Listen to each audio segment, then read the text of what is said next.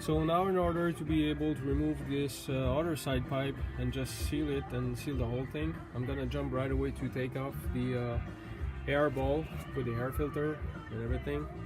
So we're gonna need a big flat screwdriver to do so. To start by removing these clips, unless you want to do it with my finger, it's up to you.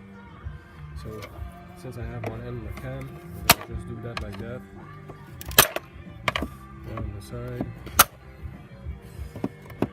here too as well. Let's remove this thing. Remove the air filter. Now this thing is plugged a bit from many different sides. So what you have to do is, of course, you have to remove this thing here. This is the vacuum for the brake system. So this has to be clamped from that side and the other side. You clamp it and you pull it. It's a bit tough, but that's doable. Like that, right? And then it's clamped here with the air system, the air ball.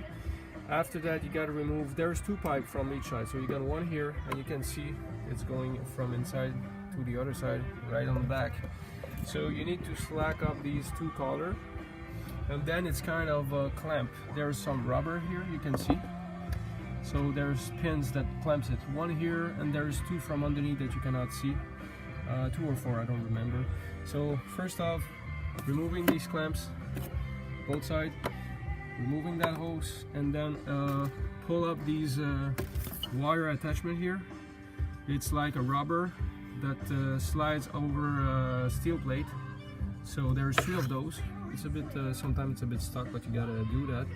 Then you should be able to gently pull that thing from side to side and just get it off. Let's do this. Okay, so this is removed. It's very messy underneath, full of oil, since I had an oil leak on that car. You can see the studs, they look, this is one of the studs that hold the ball. There's 2 on the side. There's another one here at the bottom. So there's 3 in total. One there, 2, and 3. So time to clean up again and plug the holes. This hose I was talking about that goes to the turbos, to the intercooler, sorry, is that hose here that is clamped. Okay, that's the one that goes, it goes underneath that thing, and it's going all the way down. So this one can be removed. It clamps here on the throttle body, but since we're gonna take out the intake, that can be taken out. These hoses here on the side, there's like a little ring. You can see here it's not fully clamped. These rings are to be turned a little. You can see here the let me show you this clamp here. This gray tab, sorry. When you turn, it should go up to here, and then it releases the pipe. So there's a few of those. There's one there. There's another one there. There's another right here. So you can remove some of that thing, but first off, my goal is to take out that pipe, and then to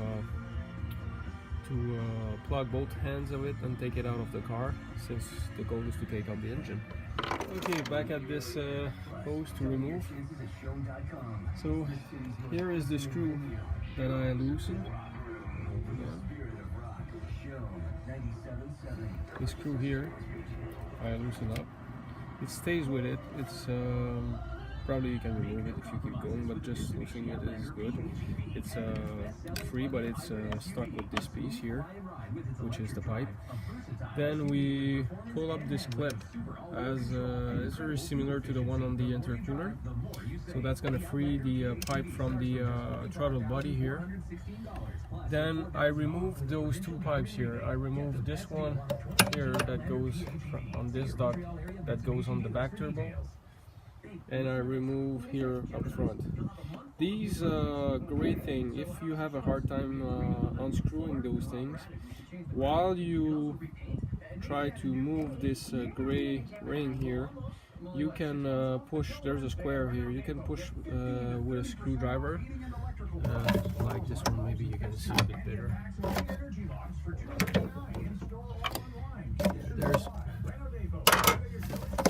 There is When you need help with back pain, you think there is a gray square there.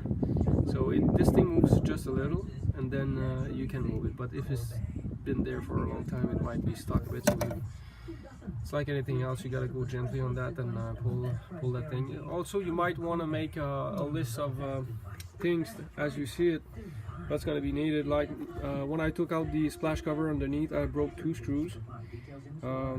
When you got broken screws, I guess you guys know, you just have to drill the screw. You drill slightly smaller than the diameter that is inside of the thread, so it's the smaller diameter that and then that should help you out to remove the screw. You can try first off with some loose nut. If you're lucky, that's gonna do it. Else you gotta drill smaller, and then that should help. Or you can try with extractor, but sometimes if it broke, you're not that lucky. So I got those that are broken. I got this ring that was that gasket kind of thing that was for the pipe that goes to the turbo, and I have also the air filter that I think it's gonna be good to change. Okay, in order to make your life a bit easier when you want to remove that pipe, you might want to slack this collar here to split this pipe that goes down to the intercooler with this one. It's going to make it easier to remove that one. Also, when we're going to remove this, I forgot to mention, there's vacuum hoses here. Okay, these goes underneath somewhere, not sure, don't remember. Think maybe to the intake manifold or something close by. So as we're going to remove the pipe, we can look where it's going to be easier to unplug this thing. Otherwise we're not going to be able to go away with that air duct kind of.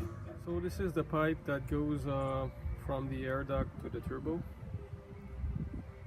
When removing that pipe from the throttle body, you got to be careful. There's a sensor that is plugged. Sensor is right here. This is the water. It's kind of tight a bit, so I gently try to find a way to put it up so I can see what's going on. This thing here, this big thing, leads to nothing, but it takes a lot of space, so it's a bit hard to try to find your way to make it such a way so you can see very careful, but very well. I mean, so now at least you get an idea what it looks like, and now it's going to be just a matter of unplugging the vacuum hose. Okay, so the vacuum hose is going right there on the side, you can see.